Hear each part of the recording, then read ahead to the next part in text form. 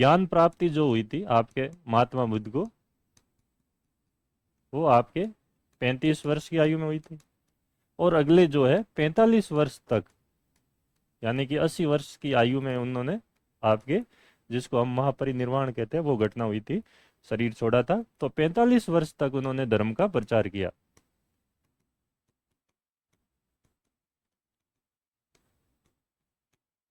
और पर्टिकुलर जो आपके वर्षा ऋतु होती थी, तब वो आपके श्रावण महीने में 4 महीने कहीं पे आपके रुकते थे, और वहां पे बैठ के, क्योंकि बारिश के समय जो रास्ते थे बंद हो जाते थे, तो उस समय जो है आपके एक जगह पर बैठकर जो है अपने जो भी विचार थे, ज्ञान था, उसकी बात की जाती थी। तो सबसे ज्यादा उन्होंने श्रावस्ती जो था आपके, कौशल की राजधानी थी, प्रसेनजीत जहाँ के राजा थे, और यहाँ पे जो जेतवन विहार था, वहां पर इन्होंने सबसे ज्यादा वर्षावास व्यतीत किए। कहा जाता है कि जो हिंदी ग्रंथ निदेशालय की पुस्तक है, वो आपके कहती है जेतवन में उन्होंने 21 बार वर्षावास किया था, और टोटल जो है श्रावस्ती में 25 बार, 26 जो है वो गलत है। तो ऐसी बातें जो है आपके हिंदी निदेशालय की पुस्तक में मिलती है। तो श्रावस्ती में एक आपके जेतवन था, दूसरा आपके न्योग्रद विहार था, फिर आपके पूर्वाराम था। ये 4 वाटिकाएं थी जो बुद्ध को दान में दी गई थी, और जहाँ पे वो आपके रुकते थे। और मल्लिकार्जुन विहार था आपके। तो यहाँ पे सबसे ज्यादा जेतवन में किया था, 20वां वर्षावास यहाँ पे बुद्ध ने किया था आपके, 14वां भी यहीं किया था, और 20वां, और फिर उसके बाद लगातार यहीं पे रुकते थे आपके। तो जब 20वां वर्षावास उन्होंने जेतवन में किया था, तब लोगों ने कहा था कि यहाँ पास में एक श्रावस्ती में डाकू है, और उसका नाम अंगुलीमाल है, बोला इससे बच के रहना है। तो भगवान बुद्ध ने कहा कि मैं इससे मिलूंगा, कैसा क्या डाकू है भाई, देखते हैं क्या बात है। बुद्ध तो क्योंकि उसके आगे पीछे सब जानते थे। तो आनंद जो बुद्ध का प्रिय शिष्य था, उसने कहा कि महाराज अकेले मत जाओ, दिक्कत हो सकती है। तो इस बात से उल्टे बुद्ध को भी ये चीज लगी कि ये मेरे साथ इतने सालों से घूम रहा है, और ये भी अभी मेरे को नहीं जान पाया। वो बात ही क्या है कि साथ रहने से भी ज्ञान मिल जाए, इसकी भी कोई गारंटी नहीं है। वो बात जो है वो यहाँ से आनंद की उस बात से पता चलती है। तो बुद्ध अंगुलीमाल के पास गए। ये अंगुलीमाल जो था, कहते हैं कि अपनी पत्नी के कहने पर लोगों के हाथ की अंगुलियां काट के और माला बनाता था, और पत्नी की फरमाइश पूरी करता था। और इसने अपने गले में माला डाल रखी थी। तो जब बुद्ध इसके पास गए, तो अंगुलीमाल ने कहा कि भैया हाथ लाओ अपने, मैं उंगली लूंगा आपकी। तो बुद्ध ने कहा कि देख तू एक बार ऊपर देख, मेरी तरफ तो देख।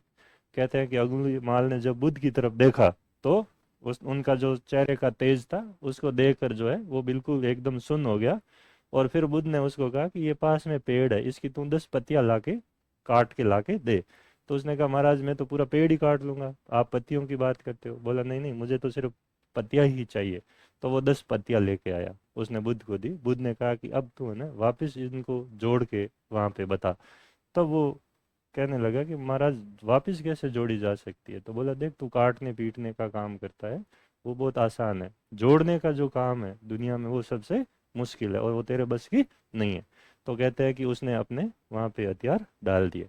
फिर उसने बुद्ध से एक प्रश्न पूछा कि महाराज आपने मुझे क्यों चुना, जबकि लोग तो मेरे नाम से ही खौफ खाते हैं।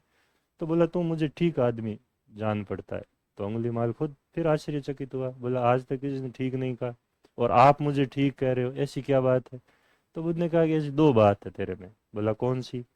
पहला तो ये कि तू सामने से वार करता है, पीठ पीछे वार नहीं करता।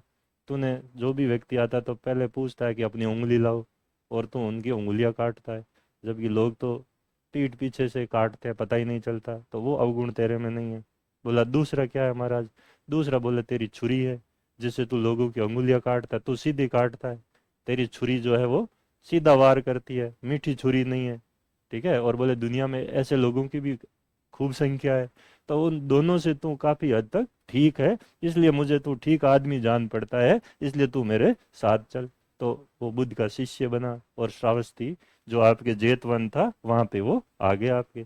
तो जब वो जेतवन आया, उसी दिन कौशल के राजा प्रसेनजीत भी वहां आए हुए थे। और कहते हैं कि आनंद को भी उसी समय जो है इसमें धर्म का प्रमुख बनाया गया था। तो प्रसेनजीत जब आए हुए थे, तो वो भी अंगुलीमाल से डरते थे, राजा होते हुए भी। वो उन्होंने बुद्ध को शिकायत की कि महाराज आप किसको उठा के लेके आ गए, यहाँ तो सारे भिक्षु अपने हाथ पीछे लेके घूम रहे हैं, उनको सबको डर है कि कहीं ये हमारी नहीं ले जाए। तो बुद्ध ने कहा देखो ये आदमी अब वो नहीं रहा है, आदमी बदल चुका है और अब वो किसी को नुकसान नहीं पहुंचाएगा, इसको आप यहीं रहने दो। थोड़े दिन बीते, टाइम गया, बुद्ध को अंगुलीमाल दिखा नहीं, तो उन्होंने अपने शिष्यों को कहा कि अंगुलीमाल कहाँ है, उसको तुम पता करो। शिष्य जब गए तो देखा कि वो तो धूप में एकदम खड़ा है एक पैर पे और कठोर तपस्या कर रहा है, पसीने से लथपथ हो रखा है। तो बुद्ध ने शिष्यों से कहा कि तुम उसको बुला कर लेके आओ मेरे पास। जब शिष्य उसको लेकर आए तो भगवान ने कहा कि तू अभी भी नहीं सुधरा। तो अंगुलीमाल ने कहा महाराज अब मेरे से क्या गलती होगी, मैं तो ठीक ठाक तपस्या कर रहा हूँ।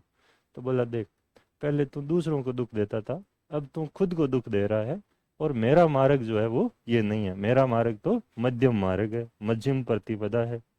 और इसको उन्होंने अष्टांगिक मार्ग कहा था। बोला इस रास्ते पर चल तो काम बनेगा, और जिस जिस रास्ते पे तू चल रहा है ना वो रास्ता तो वैसा ही है, पहले तू दूसरों को प्रताड़ित करता था अब खुद को कर रहा है। बोला बात तो उतनी ही है, कोई फर्क नहीं आया तेरे में।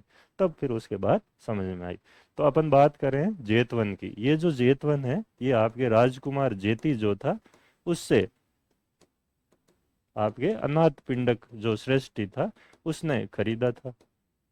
श्रेष्ठी कहते थे श्रेणियों के प्रमुख को, जो व्यापारियों के हेड होते थे आपके, और उस समय सारे लोग जो थे व्यवसायी वो श्रेणियों में विभाजित थे।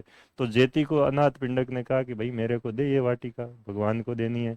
तो जेती ने कहा कि 18 करोड़ स्वर्ण मुद्राएं, मुहरे चाहिए। उस समय मुद्रा तो आई नहीं थी, सिक्के तो, मुहरे थी, ठीक है।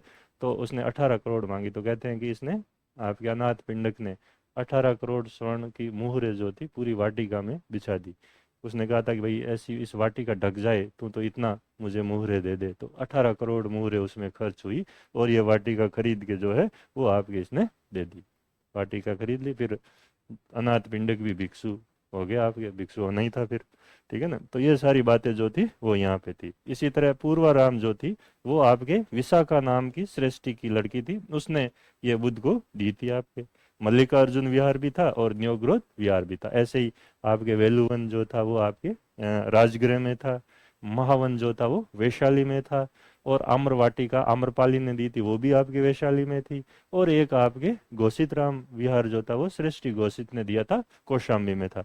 तो इस तरह की चीजें थी जहाँ पे जो है महात्मा बुद्ध जो है अपने वर्षावास को व्यतीत करते थे। तो ये सारी चीजें आपको ध्यान रखनी है, सब एग्जाम के हिसाब से इंपॉर्टेंट है।